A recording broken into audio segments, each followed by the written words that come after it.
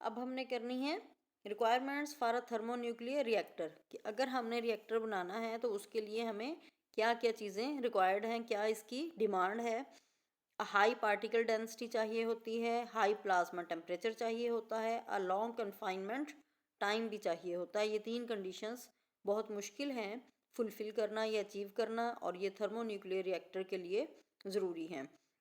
First one, a high particle density. The number of interacting particles, say neutrons, per unit volume must be great enough to ensure high rate of collisions. यानी high rate of collisions के लिए बहुत ज़्यादा density हमें चाहिए. Second one है high plasma temperature, यानी temperature बहुत ज़्यादा होना चाहिए, और इसका टेम्परेचर इवन सन की कोर से भी ज़्यादा होना चाहिए। सन की कोर का टेम्परेचर होता है 1.5 इंटू 10⁻⁷ केल्विन, जबकि यहाँ पे जो टेम्परेचर हमें चाहिए वो 2.8 इंटू 10⁻⁸ केल्विन है, जो सन की कोर से भी ज़्यादा है। ये कूलम्स बैरियर को ओवरकम करने के लिए ज़रूरी होता है, और जाहिर सी बात है इतना ज़्यादा टेम्परेचर अटेन करना तकरीबन नामुमकिन ही है। और थर्ड पॉइंट है long confinement time. The hot plasma must be confined in a small volume for a time in which fusion can occur, or its density and temperature remain sufficiently high for a reasonable time for the occurrence of fusion reaction। यानी कुछ देर के लिए इतना ज़्यादा temperature रखने के लिए time भी हमें चाहिए, तो इतने टाइम तक वहाँ वर्किंग पर्सनस कैसे स्टे कर सकते हैं जहाँ टेम्परेचर इतना ज़्यादा होगा।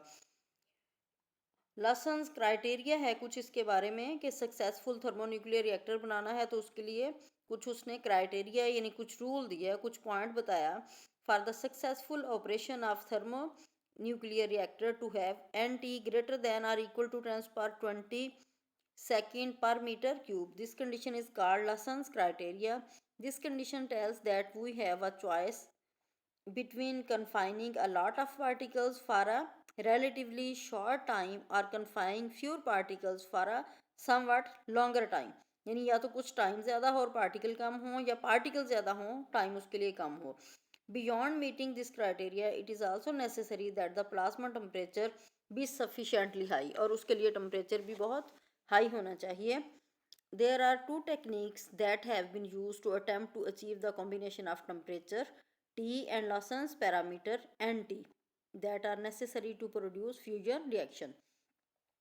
दो पॉइंट्स हैं मेन, क्या है, magnetic confinement uses magnetic field to confine the plasma while its temperature is increased। यानी टेम्परेचर जब इंक्रीज कर रहे हैं तो उस वक्त मैग्नेटिक कन्फाइनमेंट होनी चाहिए, यानी मैग्नेटिक फील्ड हो जो प्लाज्मा को कन्फाइन कर दे। सेकंड है in inertial confinement a small amount of fuel is compressed and heated so rapidly that the fusion occur before the fuel can expand and cool।